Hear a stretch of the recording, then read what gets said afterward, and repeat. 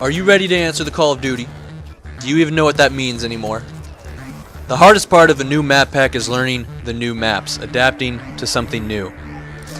That's why if you chill in the Uprising playlist, you're going to end up playing Studio 10 times in a row, because people love what is familiar, and they fear change, and they fear the unknown.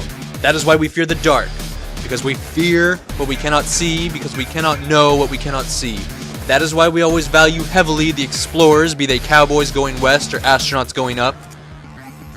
It is our fear of what is not known that causes our obsession with the frontier and boundaries of what is known. People are born into darkness, into the unknown, because you do not know anything about yourself when you're born. And often people don't know anything about themselves when they die, because at the end of the day, if you seek the truth, you will find it. But the simple truth is that you are human, you are mortal, you are weak, you are flawed, and you are inferior to somebody else. And if you seek the truth, you will discover this. And mankind searches for distractions, be it drugs or school or television, anything to keep them distracted so that they might avoid confronting the darkness within themselves.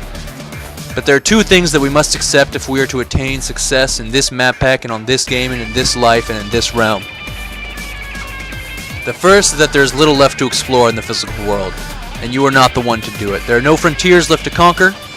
We own the world and whatever else we decide we want. I care not for the size of things, for a star 10,000 times the size of our own.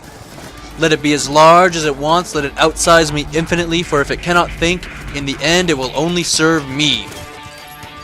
It is the games, the worlds we create, the expressions of the mind that are the new frontier, and they are as infinite and dark and lost as the human psyche itself. This is the front line now, and we are the tip of the spear. The second bit of acceptance comes with the fact that A, we play these games to distract ourselves, and B, at this point, there are only a small handful of things that we can depend on to distract us. The mind, and perhaps the minds of our entire generation, have grown too powerful for even us to cope with. With all the information in the world available at the click of a button, the mind moves faster than the speed of light, and we are desperate to keep up so that it might not plunge us into darkness where we stumble and grope violently. And the irony and the beauty of it is that these games, and the map packs in particular, are darkness.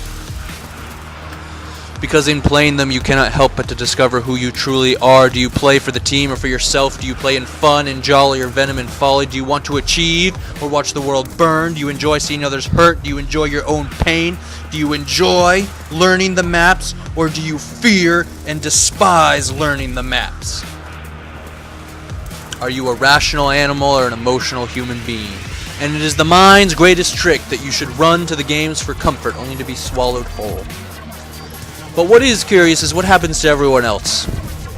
These folks that we are intertwined with and linked to infinitely, who do not play the games, but whom are plagued with the same problem. The problem of mankind, that after Google and Star Wars and porn, there is so little that can work as a meaningful distraction. The mind operating so quickly that it consumes everything and then thirsts for more and becomes dehydrated when its urge goes unabated. What happens when the whole world is dehydrated and forced to confront themselves?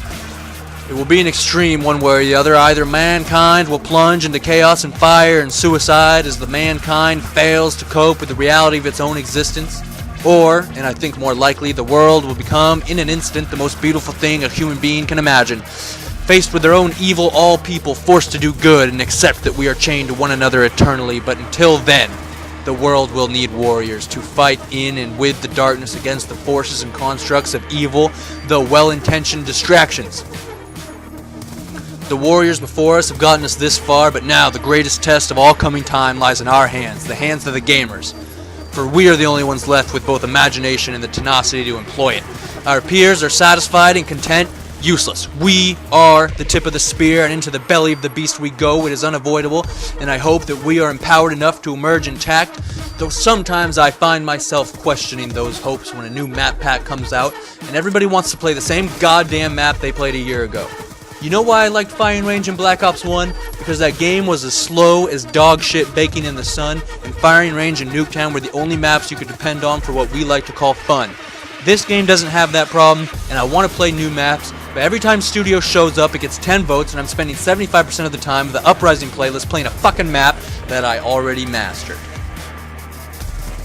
It's like a girlfriend you broke up with a long time ago who's stalking you now, but the problem is all your friends love her and they force you to hang out with her. It's bullshit. The world is changing every day, more quickly now than it ever has before. And as much as you hate it, you have to change with it, and you have to change fucking fast. Adapt or die. And if you should die, then so be it, because we're better off without you. If you're afraid of learning these maps, the new maps that you do not know, because in the darkness you are faced with the fact that other people might really be better than you at this game, then go home, watch The Price is Right, and drink some low-fat milk and fuck yourself. Or, stop voting for Studio because you know how to play it, play the maps you don't know, and bask in your own ignorance. Fumble in the dark with a shotgun and put motherfuckers on the floor. Curiosity may have killed the cat and the cow, but before that, the Neanderthals, a race of superhumans superior to us in every way, died out because they were afraid of change. And tomorrow, the world and your existence will be vastly different than it is now, as it is every day. Whether you like it or not, and the masters of this realm and earth and all of mankind will be determined by their abilities to adapt to what is new. And you can spot these individuals every time a map pack is released, because they go hard as a motherfucker. As must we all, if we are to stand united in a front against the darkness of tomorrow, and we as a nation of gamers shall traverse the darkness of the shadows of the valley of the damned, and win the mantle of the future so that we might deliver justice to the corrupt, and purchase liberty back with the blood of patriots and tyrants, and let each map pack be our finest hour as we are fearless, for our ally is the Force, and it is strong and binding and will guide us fervently through the fields of the bodies of our enemies whom we have left for the crows. Please remember to rate the video. This is Batman, signing out.